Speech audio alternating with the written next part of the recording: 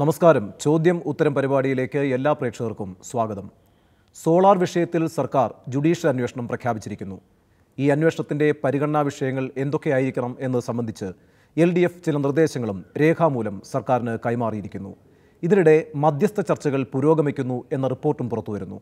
ഈ സാഹചര്യത്തിൽ ചോദ്യമുത്തരം പരിപാടിയിൽ ആഭ്യന്തരമന്ത്രി ശ്രീ തിരുവഞ്ചൂർ രാധാകൃഷ്ണൻ. സ്വാഗതം ശ്രീ തിരുവഞ്ചൂർ രാധാകൃഷ്ണൻ. ഈ സോളാർ കേസ് കുത്തിപ്പൊക്കിക്കൊണ്ടുവന്നത് ആരാണ് എന്നെനിക്കറിയാം. അതിനു പിന്നിൽ പണമൊഴുക്കിയത് ആരാണ് എന്നെനിക്കറിയാം. സമയമാകുമ്പോൾ ഞാനത് വെളിപ്പെടുത്തും. താങ്കൾ കഴിഞ്ഞ ദിവസം പറഞ്ഞ കാര്യമാണിത്. ആരാണ് ഈ കേസ് കുത്തിപ്പൊക്കിക്കൊണ്ടുവന്നത്? ആരാണ് ഇതിന് പിന്നിൽ പണമൊഴുക്കിയത്? താങ്കൾക്ക് ഇപ്പോൾ വെളിപ്പെടുത്താം. എല്ലാം ഒരു ദിവസം തുറന്നു പറയേണ്ടി വരും. അങ്ങനെ ഒരു സന്ദർഭം ഉണ്ടാകും. അത് എൻ്റെ നാട്ടുകാരോട് ഞാൻ പറഞ്ഞതാണ്. ആ സന്ദർഭത്തിൽ എല്ലാ കാര്യങ്ങളും അപ്പോൾ പറയാം. പക്ഷേ അന്ന് ശാന്താവട്ടെ. കാരണം കോടതിയിലെ കേസുകൾ കിടക്കുന്ന സന്ദർഭത്തിൽ ഇതിലൊക്കെ നമ്മൾ ഇടയ്ക്ക് വെച്ചൊരു അഭിപ്രായം പറയുന്നത് ശരിയല്ലല്ലോ. അതുകൊണ്ട് അതെല്ലാം അതിൻ്റേതായ മുറയ്ക്ക് പോകട്ടെ. കേസ് കോടതിയിലെത്തട്ടെ, വിസ്താരം നടക്കട്ടെ. യഥാർത്ഥ ആളുകളെ, കുറ്റവാളികളെ കണ്ടെത്തുന്നതിന് വേണ്ടി കോടതി അതിൻ്റെ പരിശ്രമം നടത്തട്ടെ. അതിനെ ഫെലിസിറ്റേറ്റ് ചെയ്യുക എന്നുള്ളതാണ് ഗവൺമെൻറ് ഉത്തരവാദിത്വം. ഞങ്ങൾ ആ ഉത്തരവാദിത്വം നിറവേറ്റി പോവുകയാണ്. ഇല്ല, എല്ലാം ഒരു ദിവസം തുറന്നു പറയേണ്ടി വരും എന്ന് പറയുമ്പോൾ എന്തൊക്കെയോ തുറന്നു പറയാനുണ്ട് എന്ന് തന്നെയാണ് താങ്കൾ ഭംഗ്യന്തരേണ പറഞ്ഞു വെച്ചിരിക്കുന്നത്. എന്താണ് ഇനിയും ഈ കാര്യത്തിൽ, ഈ കേസിൽ ഇനിയും തുറന്നു പറയാനിരിക്കുന്നത്? എന്താണ്? കേസുമായി ബന്ധപ്പെട്ട കാര്യമാണോ, അതോ ആ കേസ് പാർട്ടിക്കുള്ളിലും സർക്കാരിലും ഉണ്ടാക്കിയിട്ടുള്ള പ്രതിസന്ധിയെ സംബന്ധിച്ചാണോ, മുന്നണിക്കുള്ളിൽ ഉണ്ടാക്കിയിട്ടുള്ള പ്രശ്നങ്ങളെക്കുറിച്ചാണോ? എന്താണ് താങ്കൾക്ക് തുറന്നു പറയാനുള്ളത് ഇനിയും? കേരള ജനസമൂഹത്തിൽ ഒത്തിരി സംഘർഷങ്ങളും വേദനകളും ഇതിനോടൊപ്പം ഉണ്ടായിട്ടുണ്ട്. പക്ഷേ ആ വേദന അനുഭവിച്ച ജനങ്ങളെക്കുറിച്ചൊരു ചിന്തയും പലപ്പോഴും പ്രത്യക്ഷത്തിലൊട്ടുണ്ടായിട്ടുമില്ല. അപ്പോൾ എന്താ ചെയ്യേണ്ടത്? അങ്ങനെ ഒരു സമീപനം ഉണ്ടാകേണ്ടതല്ലേ? അപ്പോൾ അതിൻ്റെ യാഥാർത്ഥ്യങ്ങൾ ഇനി പുറത്തു വരാത്ത, ഞാൻ കേസുമായി ബന്ധപ്പെട്ട കാര്യങ്ങളിൽ അല്ലാത്ത ഒത്തിരി കാര്യങ്ങളുണ്ടാകുമല്ലോ. അതൊക്കെ എൻ്റെ സ്വന്തം നാട്ടുകാരോട് തുറന്നു പറയേണ്ട ഒരു സന്ദർഭം ഉണ്ടാകും. അന്നത് പറയാം എന്ന് മാത്രമേ ഞാൻ പറഞ്ഞതിൻ്റെ അർത്ഥം. ഇപ്പോൾ താങ്കളടക്കമുള്ള പല നേതാക്കളുടെയും മന്ത്രിമാരുടെയും പേരുകൾ ഈ വിവാദങ്ങളിലേക്ക് പല ഘട്ടങ്ങളിലായി വലിച്ചിഴക്കപ്പെടുകയുണ്ടായി. ഇപ്പോൾ താങ്കൾ പറയുന്നത് ഇതിനു പിന്നിൽ മനഃപൂർവ്വമായി പ്രവർത്തിച്ചവരെ വേണ്ട സമയത്ത് തുറന്നു കാണിക്കും എന്നാണ്. പട്ടാപ്പകൽ ഇവിടെ നൂറുകണക്കിന് ആളുകൾ വന്നുപോയി ചെന്ന ഒരു ചടങ്ങിൽ ഞാനും പങ്കെടുത്തു എന്നുള്ളതാണ് പ്രധാനപ്പെട്ട കാര്യം.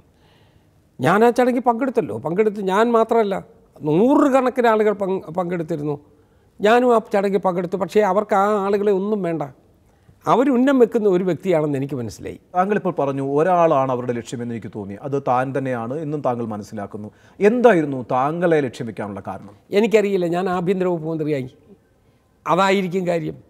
കാരണം കേരളത്തിൻ്റെ ഏത് മുക്കിലും മൂലയിൽ ഒരു ചെറിയ സംഭവം ഉണ്ടായാലും അത് നമ്മളുടെ പോലീസ് വകുപ്പ്, ആഭ്യന്തര വകുപ്പുമായി ബന്ധപ്പെടുന്നത് അവിടെ ഇരിക്കുന്ന വ്യക്തികളുടെ പ്രത്യേകത കൊണ്ടോ വ്യക്തികളുടെ ഏറ്റക്കുറച്ചിൽ കൊണ്ടോ അല്ല. കാരണം കേരളം വളരെ സെൻസിറ്റീവാണ്. 3.5 കോടി ജനങ്ങളെ ബാധിക്കുന്ന ഏത് പ്രശ്നത്തിലും പോലീസിന് ഒരു റോളുണ്ടാകും. അതുകൊണ്ട് പോലീസ് വകുപ്പ് കൈകാര്യം ചെയ്യുന്ന വകുപ്പ് മന്ത്രിക്കും വകുപ്പിനും ഒരു പ്രത്യേകമായ ഇമ്പോർട്ടൻസ് വരും. അതുകൊണ്ടാണ് അത് ഞാൻ വ്യക്തിഗതം എന്നെടുക്കുന്നില്ല. അത് ആ ഇരിക്കുന്ന സ്ഥാനത്തിൻ്റെ പ്രത്യേകതയായി ഞാൻ കാണുകയാണ്. തിരുവഞ്ചൂർ രാധാകൃഷ്ണൻ ആഭ്യന്തരമന്ത്രി സ്ഥാനത്തേക്ക് ഉയരുന്നു എന്ന് പറയുമ്പോഴേ ഒരു UDF മന്ത്രിസഭയിൽ എന്തായാലും ആ പദവി LDFിലെ ഏതെങ്കിലും കക്ഷിക്ക് കിട്ടില്ല. അപ്പോൾ അവിടെ അസൂയയും ദേഷ്യവും തിരുവഞ്ചൂർ രാധാകൃഷ്ണനോട് ഉണ്ടാകണമെങ്കിൽ അത് ഭരിക്കുന്ന പാർട്ടിക്കകത്ത് നിന്ന് തന്നെ ഉണ്ടാകണം. കാരണം സാധാരണഗതിയിൽ കോൺഗ്രസ് ആ വകുപ്പ് മുഖ്യകക്ഷിയായിരിക്കുന്നതുകൊണ്ട് തന്നെ ഘടകകക്ഷികളും കൊടുക്കില്ല. അപ്പോൾ താങ്കളെ ലക്ഷ്യം വെച്ചവർ ശരിക്കും താങ്കളുടെ പാർട്ടിക്കുള്ളിൽ നിന്ന് തന്നെയുള്ളവരല്ലേ? അതൊന്നും പറയാൻ കഴിയില്ല. കാരണം കേരളത്തിൽ ആഭ്യന്തര വകുപ്പ് കൈകാര്യം ചെയ്ത ആളുകളെയെല്ലാം ഇങ്ങനെ ഓരോ കാലഘട്ടത്തിലും എത്രയോ വിമർശനങ്ങൾ നടത്തിയത് കേരള ജനസമൂഹം കണ്ടിട്ടുണ്ട്. പക്ഷേ ആ വിമർശനത്തോട് ആ സ്ഥാനത്തിരുന്ന ആളുകളൊക്കെ എടുത്ത സമീപനം എന്താ? അവർ സഹിഷ്ണുതയോടുകൂടി നിന്നു. ഇപ്പം ഞാനെടുക്കാൻ ബാധ്യതപ്പെട്ടത് എന്താ? അവരെടുത്ത, എൻ്റെ മുൻഗാമികളെടുത്ത സമീപനം തന്നെയാണ്. അതുകൊണ്ട് ഞാൻ ആ സഹിഷ്ണുതയോടുകൂടി നോക്കിക്കാണുകയാണ്. നമ്മളെ വിമർശിക്കുന്നത് ചിലപ്പോൾ ഞാൻ KP പരമേശ്വരൻ പിള്ളയുടെ മകനായിപ്പോയി എന്നുള്ളത് കൊണ്ടായിരിക്കണമെന്നില്ല. എന്നെ വിമർശിക്കുന്നത് ഞാൻ ഈ സ്ഥാനത്തിരിക്കുന്നതുകൊണ്ടാണ്. പക്ഷേ അതിൽ ചഞ്ചലപ്പെടാനോ അതിൽ തൊട്ടാവാടിയെ പോലെ നമ്മൾ അങ്ങ് ക്ഷീണിക്കാനോ നിന്നുകൊടുത്താൽ പിന്നെ പൊതുപ്രവർത്തനത്തിൽ നമുക്ക് നിൽക്കുക സാധ്യമല്ല. താങ്കൾ പറഞ്ഞല്ലോ ഈ പൊതുപ്രവർത്തനം എന്നുള്ള നിലയ്ക്ക് ഇത്തരം സംഭവങ്ങളിൽ ചഞ്ചലപ്പെട്ട് ഒരു തൊട്ടാവാടിയെ പോലെ തകർന്നു വീഴാതെ അതിനെ അതിജീവിക്കണം. അത്തരം ഒരു അതിജീവനമാണ് താങ്കൾ ഇപ്പോൾ നടത്തിയിരിക്കുന്നത്. ശ്രീ തിരുവഞ്ചൂർ രാധാകൃഷ്ണൻ വ്യക്തമാണല്ലോ, എല്ലാ ഘട്ടത്തിലും ഈ ക്യാബിനറ്റ് റീഷഫിലിനെ കുറിച്ചുള്ള ചർച്ചകൾ വരുമ്പോൾ ആഭ്യന്തര വകുപ്പ് തിരുവഞ്ചൂരിൽ നിന്ന് എടുത്തു മാറ്റുന്നു, അത് സംബന്ധിച്ചുള്ള ആലോചനകൾ നടക്കുന്നു. ആഭ്യന്തര വകുപ്പ് നൽകിയാൽ രമേശ് ചെന്നിത്തല മന്ത്രിസഭയിലേക്ക് വരും. ഇത്തരത്തിലുള്ള ചർച്ചകൾ വളരെ സജീവമായി നടന്നിരുന്നു. എങ്ങനെയാണ് താങ്കൾ ഈ പ്രതിസന്ധിയെ മറികടന്നത്? ചെറിയൊരാളൊന്നുമല്ല, KPC പ്രസിഡന്റിനെ ഉൾപ്പെടുത്താൻ വേണ്ടി മന്ത്രിസഭ മാറ്റി സംഘടിപ്പിക്കുമ്പോൾ ആഭ്യന്തര വകുപ്പ് നൽകേണ്ടി വരുന്ന ഒരു സാഹചര്യമായിരുന്നു ഉണ്ടായിരുന്നത്. അതിനെ താങ്കൾ എങ്ങനെ മറികടന്നു? ഞാൻ മറികടന്നു എന്ന് പറയുന്നത് ശരിയല്ല. അങ്ങനെ മറികടക്കാൻ പറ്റുന്ന, എന്നെപ്പോലെ ഒരാളിന് മറികടക്കാൻ പറ്റുന്ന പ്രശ്നങ്ങളുമല്ല അതൊന്നും. ഞങ്ങളിതൊരു കൂട്ടായ ലീഡർഷിപ്പല്ലേ. ആ കൂട്ടായ ലീഡർഷിപ്പിൻ്റെ ഒരു ഹൈറാർക്കി ഉണ്ട്. ആ ഹൈറാർക്കിയുടെ ഏറ്റവും ടോപ്പിൽ ഹൈക്കമാൻഡാണ്. അതിന് താഴെയുള്ള ഒത്തിരി ഒരു പ്ലാറ്റ്ഫോമുണ്ട്. അവിടെയൊക്കെയാണ് ഇതൊക്കെ ഡിസ്കസ് ചെയ്യേണ്ടത്. അതുകൊണ്ട് അതൊന്നും വ്യക്തിഗതമായി ഞാൻ കാണുന്നതേയില്ല. അങ്ങനെ ഓരോ കാലത്തും ഓരോ ഇഷ്യൂ ഡെവലപ്പ് ചെയ്യും. ഇന്നിപ്പോൾ എന്നോട് ചോദിച്ചല്ലോ ഈ പ്രശ്നത്തെക്കുറിച്ച്, എല്ലാം ശാന്തമായാലും ഇനി കേരളത്തിൽ ഒരു പ്രശ്നവും ഉണ്ടാവില്ല എന്ന ആർക്കെങ്കിലും തെറ്റിദ്ധാരണയുണ്ടോ? ഇല്ല. ഈ പ്രശ്നം അല്ലെങ്കിൽ മറ്റൊരു പ്രശ്നം, ആ പ്രശ്നം തീർന്നാൽ മൂന്നാമത്തെ പ്രശ്നം. ഇത് സാധാരണഗതിയിൽ നമ്മുടെ പൊതുപ്രവർത്തനത്തിൽ പ്രത്യേകിച്ച് ഭരണരംഗത്ത് നിരന്തരമായി വരുന്ന പ്രശ്നമാണ്. ഇപ്പോൾ താങ്കൾ വഹിക്കുന്ന ഈ ആഭ്യന്തരമന്ത്രി എന്ന പദവിക്ക് ഇനി എപ്പോഴെങ്കിലും ഒരു വെല്ലുവിളി ഉണ്ടാകും എന്ന് കരുതുന്നുണ്ടോ? അത്തരത്തിലൊരു ആശങ്ക താങ്കൾക്കുണ്ടോ? പ്രതിസന്ധിയല്ല, പ്രശ്നങ്ങളാണ് ഞാൻ പറയുന്നത്. ഒരു ഇഷ്യൂ തീരുമ്പോൾ മറ്റൊരു ഇഷ്യൂവിലോട്ട് പോകും. ഇങ്ങനെ ആ അലയൊല്ലി ഒരിക്കലും തീരില്ല. അതിങ്ങനെ ഓളം വെട്ടിക്കൊണ്ടേയിരിക്കും. പക്ഷേ അവിടെയെല്ലാം നമ്മൾ എടുക്കേണ്ട സമീപനം എന്താ? അതാ പ്രധാനപ്പെട്ടത്. നമ്മൾ എടുക്കേണ്ട സമീപനം നമ്മളുടെ നിശ്ചയദാർഢ്യത്തോടു കൂടിയ ഒരു നീക്കമുണ്ട്, നമ്മുടെ മനസാക്ഷിക്കൊത്ത ഒരു സമീപനമുണ്ട്, നമ്മൾ നിയമപരമായി പോകേണ്ട പാതയുണ്ട്. ആ പാതയിലൂടെ പോവുക, അതാണ് നമ്മൾ എടുക്കേണ്ടത്. താങ്കളുടെ കയ്യിൽ ഇപ്പോഴത്തെ സാഹചര്യത്തിൽ ആഭ്യന്തരമന്ത്രി പദവി സുരക്ഷിതമാണ്, ഇനി അതിന് ആരെങ്കിലും ഒരു ക്ലെയിം ഉന്നയിച്ച് വരാൻ സാധ്യതയില്ല, അതിനൊരു വെല്ലുവിളിയില്ല, അത്തരമൊരു സാഹചര്യത്തിലേക്ക് കാര്യങ്ങൾ എത്തിക്കഴിഞ്ഞു? ഞാൻ അങ്ങനെ പറഞ്ഞാൽ എന്നെക്കുറിച്ച് കേൾക്കുന്ന ജനങ്ങൾ എന്ത് വിചാരിക്കും? എന്നെ കേൾക്കുന്നൊരു ജനവിഭാഗം ഉണ്ടല്ലോ, ആ ജനവിഭാഗം എന്നെക്കുറിച്ച് എന്ത് പറയും?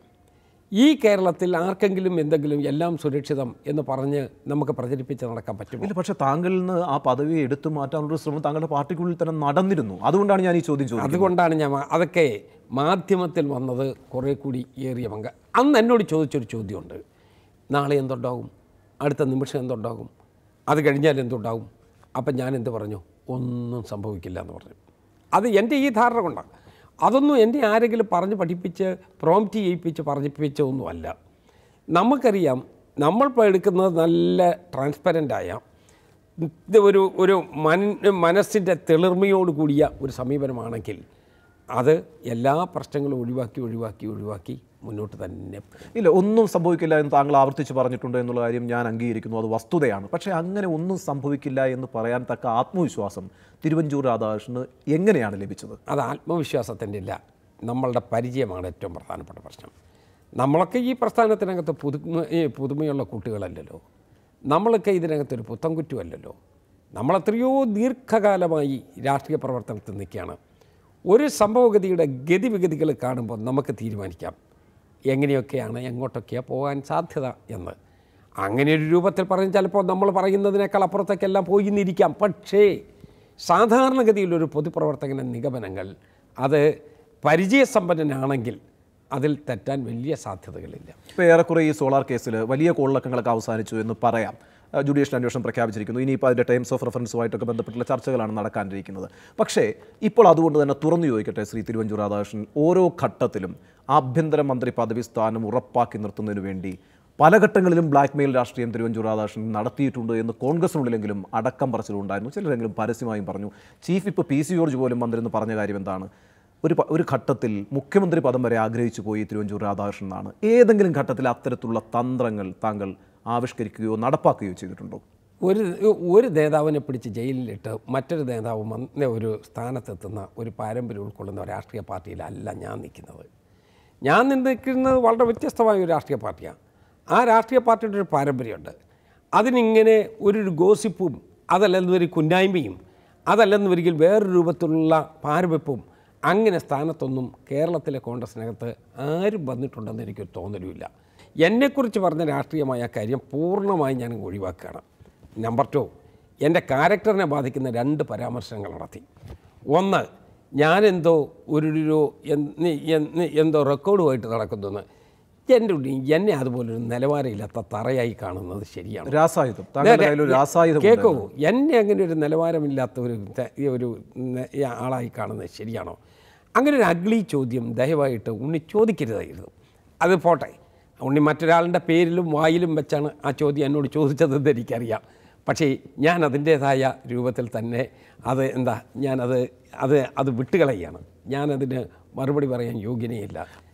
മൂന്നാമത്തെ കാര്യം ഞാൻ മുഖ്യമന്ത്രി പദത്തിന് വേണ്ടി ഏതാണ്ട് ഇവിടെ ഉപജാപം നടന്നു എന്ന് പറയുന്ന ആളല്ലേ. ഇത് കേരളമല്ലേ? ഈ കേരള സമൂഹത്തിൽ അങ്ങനെ ഉപജാപം നടത്തിയ ഒരാളിന് മുഖ്യമന്ത്രിയാകാൻ പറ്റുമോ? ഞങ്ങൾ ഉമ്മൻചാണ്ടിയുടെ നേതൃത്വത്തിൽ നിൽക്കുകയാണ്. ഉമ്മൻചാണ്ടി ഞങ്ങളുടെ നേതാവാണ്. ഞങ്ങളെ സംബന്ധിച്ചിടത്തോളം അതിനകത്തൊരു വിട്ടുവീഴ്ചയില്ലല്ലോ.